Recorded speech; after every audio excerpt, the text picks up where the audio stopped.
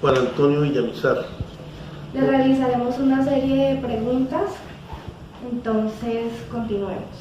Entonces, ¿cuál es el procedimiento para la elaboración de una escritura pública para un contrato de compra-venta?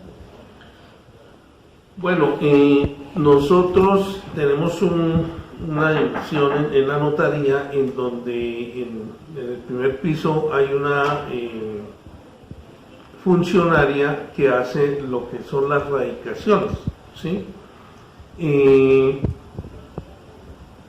Allí les facilitamos a los usuarios un documento en donde dice cuáles son los requisitos, que son los mismos que te di a ti.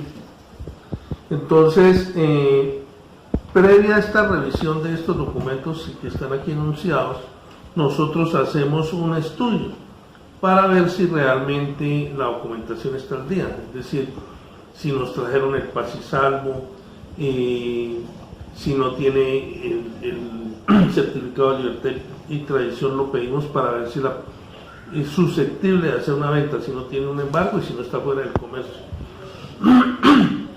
Si cumple con los requisitos, inmediatamente se pasa a una digitadora para que elabore la escritura y de acuerdo con el usuario se coloca la fecha en la cual vienen a firmar.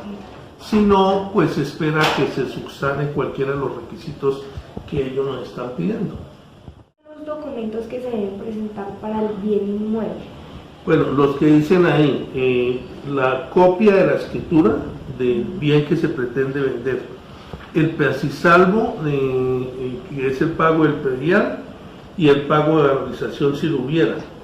También si se trata de un apartamento o un bien inmueble que esté sometido al régimen de propiedad horizontal, el pago del respectivo concepto de administración, el cual debe estar al día. Y el certificado de libertad y tradición para hacerle un estudio a ese bien. Si es una persona natural, la cédula de ciudadanía, y si es una persona jurídica, pues la respectiva Cámara de Comercio o el documento que lo acredite como tal. Bueno.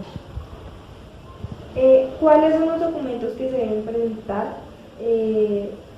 por las partes contratantes? O sea, las partes contratantes, ¿qué documentos deben presentar para el vendedor, la escritura, el certificado de libertad y tradición, el paz y salvo del predial, de valorización y el paz y salvo de administración si lo hubiera. Y indiscutiblemente las cédulas de ciudadanía. Si compra una persona jurídica, pues la Cámara de Comercio. Y si vende una persona jurídica, la Cámara de Comercio. En caso del comprador, únicamente su cédula de ciudadanía. ¿Cuáles son los valores de los gastos notariales? Para eso hay una tarifa. Eso no, digamos, no es un porcentaje establecido por decirte algo, el 3%, no. Nosotros tenemos un liquidador, un sistema que es el sistema notario, el sistema notarial que cada notaría escoja. En el caso de nosotros se llama Signo, es el sistema más actualizado, y allí se mete el valor del bien inmueble por el cual se pretende hacer el negocio y se hace una liquidación. Pero a esos valores hay que sumarle el número de hojas que tiene la escritura, el número de anexos como cámaras de comercio, el número de copias. No es un porcentaje en sí que te pueda decir que es el 3% sobre el valor. Más o menos de cuánto estaríamos hablando para hacer esta. Más o menos de un 3 por 1000, pero no es una cifra exacta. Porque además ahí van, aparte de los derechos notariales, van el impuesto del IVA, va la retención en la fuente, van una cantidad de impuestos que se reflejan en la tarifa. ¿Cuánto tiempo se requiere para la obtención de la escritura? Siempre nos ponemos de acuerdo con el usuario. O sea, nosotros tratamos de que sea en el menor tiempo posible. Si no tenemos mucho trabajo y la podemos hacer en el mismo día, se hace en el mismo día. Sobre todo escrituras que no tienen ningún problema, que toda la documentación está al día y no tienen, digamos, algún requisito extraordinario, que le vaya a ser patrimonio familia, que le vaya a ser afectación a vivienda familiar. Pero nunca vamos allá de 2 días máximo para que la persona venga y firme la escritura. ¿Qué sucede si la escritura quedó con algún error que se debe corregir? Ahí vale la pena decirte que una cosa es la valoración en sí de la escritura, ¿sí? La persona radica y quedamos de acuerdo que, por ejemplo, que la hacemos mañana. Entonces mañana se hace a las 10 de la mañana, se establece hasta la hora, porque en las promesas de contrato de compraventa se coloca la hora y la notaría, y es una causal en un momento determinado de una de las partes alegar el incumplimiento de la otra porque no vino a la hora señalada. Pero ya la entrega de la escritura como tal, pues surge un proceso. Si tiene hipoteca, entonces hay que esperar que el banco la firme. Y una vez la escritura tenga el cumplimiento de todas las personas que en ella intervienen y se autorice por parte del notario, nos demoramos 2 días en entregar las copias junto con los recibos de pago, de registro y beneficencia. Eso sí, todo está perfecto, ¿cierto? Sí. Si la escritura padece algún error, ¿cuál es el procedimiento para solventarlo? Para solucionarlo. Nosotros tenemos unas advertencias a la mesa de digitación, ¿sí? Cuando usted radica la escritura y tiene todos los requisitos, la digitadora encargada la digita y previamente el asesor jurídico le hace una revisión. Cuando usted llega a firmar la escritura, se le entrega un borrador en papel común y corriente para que usted revise la escritura. Y ahí en esta advertencia sí dice: en caso de presentarse algún error en la misma y sea devuelta por la Oficina de Registro de Instrumentos Públicos, se hará escritura de aclaración y tendrá nuevos costos, los cuales serán asumidos por el usuario. Ahí se advierte que el usuario debe leer y aprobar con su firma sobre la elaboración de la escritura. Errores de la notaría. ¿Qué sucede? ¿Quién asume los gastos? ¿Cuánto tiempo se demora la... Si el error es nuestro, nosotros asumimos los gastos, pero generalmente no es nuestro. ¿Qué tipo de poder se requiere para que otra persona diferente al titular del derecho pueda firmar la escritura pública? Un poder especial, en donde esté muy claro sobre qué bien le está dando poder, se mencione la cédula catastral, la matrícula inmobiliaria y se diga si va a estar afectada o no a vivienda familiar. Un poder especial simplemente. Ajá. O sea, ¿se necesita de un abogado para poder celebrar el contrato del inmueble? No. Lo único que necesita abogado en las notarías son las sucesiones. Las sucesiones y también a veces los inventarios solemnes de bienes, pero en este contrato de compraventa no. ¿Puede hacerse el registro en la Oficina de Instrumentos Públicos? Una vez se elabore la escritura, se apruebe por el notario, tenga la firma del notario, pasan 2 días para que la oficina de beneficencia y la oficina de registro nos envíen vía internet los costos de los pagos de registro y beneficencia. Y se le envían al usuario por el mismo medio para que ellos cancelen los valores en los bancos que están autorizados para tal o nos consignen en la cuenta de la notaría. Nosotros hacemos los pagos e inmediatamente hacemos el registro. ¿Cuánto tiempo tiene que realizar el registro en la Oficina de Instrumentos Públicos? O sea, ¿qué pasa si no se registra?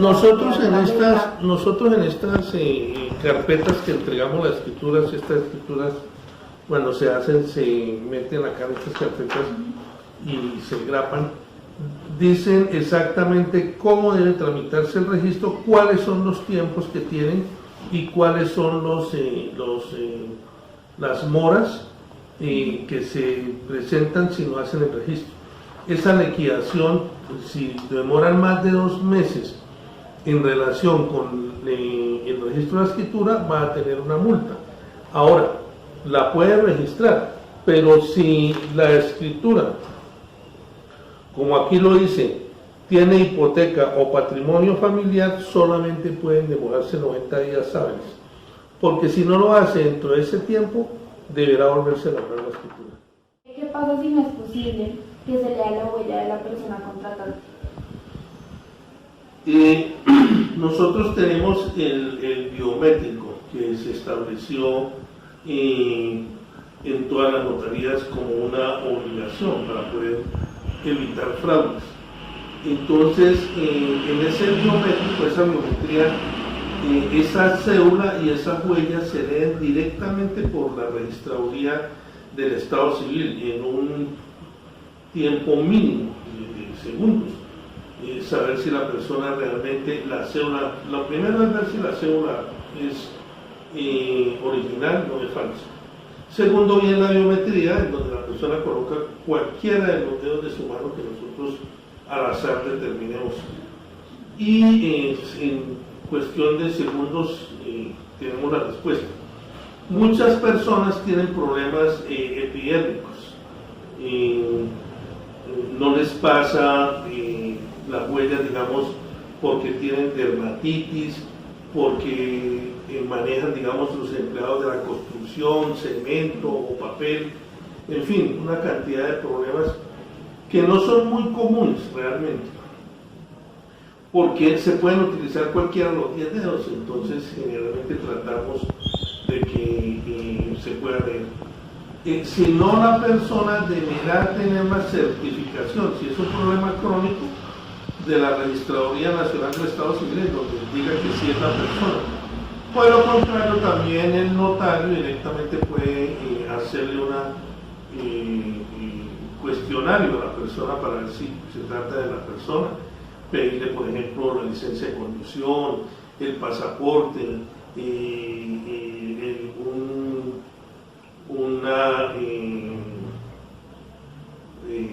documento de identificación de la empresa donde trabaja, y cualquier documento, la libreta militar, que con base en eso el notario pueda certificar, porque finalmente el notario es autónomo para determinar si se trata de la persona. Y bueno, ¿qué pasa si existe algún error con la cédula de la persona contratante? No se hace la escritura. ¿No? Sí, tiene que hacer. Claro, si la cédula no pasa, se supone que tiene que ir a la registraduría a arreglar su problema. ¿Cómo se hace el gravamen de una afectación a una vivienda familiar? Generalmente las afectaciones a vivienda familiar se hacen cuando la persona es casada o cuando tiene una unión marital de hecho y quieren afectar la vivienda familiar para protegerla de un embargo. Esos embargos, por ejemplo, en el caso de que tenga una hipoteca, solamente podría hacerla el banco por no estar cumpliendo con el pago de hipoteca, pero no podría hacerla un tercero. En caso de que no tenga hipoteca, no se puede hacer el embargo y la persona es la que dice si se le hace afectación a vivienda familiar o no. ¿Cómo se hace el gravamen al patrimonio de vivienda familiar? Bueno, el patrimonio, la afectación de patrimonio familiar solamente se le hace a la vivienda de interés social y es una obligación hacérsela a la vivienda de interés social o a la vivienda de interés prioritario. Entonces, es una parte de la escritura. ¿Cuál es la diferencia entre las dos figuras? Precisamente en la afectación a la vivienda familiar, la persona es libre de hacerla o no, y se puede hacer únicamente sobre un bien inmueble que generalmente es donde la persona vive. Si la persona tiene más de un bien inmueble, no se la puede hacer sino a donde él vive. Y la constitución del patrimonio de familia es una obligación que hay que colocarle a todas las viviendas de interés social. porque ahí entra en juego auxilios del gobierno o de las cajas de compensación familiar. Por lo tanto, esas viviendas no se utilizan como, digamos, para negocios, sino para realmente solucionar un problema de vivienda de la población. ¿Cómo se levantan esos dos trabajos? La afectación simplemente por voluntad de las partes. Si es afectación de vivienda familiar, viene el matrimonio y demuestra que son ellos los dueños de ese bien inmueble, que son ellos las personas que lo constituyeron, y se levanta mediante otra escritura pública de valor de menor cuantía. Si es un patrimonio, tiene bastantes requisitos, y uno, el principal, es que debe ser avalado por el defensor de familia, porque precisamente como para defender los derechos de los hijos, tendría que la persona estar levantando el patrimonio en familia para poder mejorar su vivienda, es decir, porque tuvo un hijo más y se quedó pequeña, o porque se cambiaron de ciudad, en fin, demostrarle al defensor de familia que realmente se levanta el patrimonio para adquirir un bien de mejores condiciones para la familia. Entonces no se puede hacer sino por el consentimiento del defensor de familia. ¿Y más o menos cuánto tiempo se tarda cada uno? Está en manos del defensor. La afectación inmediata. Tú llegas a la notaría con su escritura, con su certificado de libertad de tradición, y nosotros miramos qué trabajo tenemos. Se puede hacer inmediatamente, o para mañana, o pasado mañana.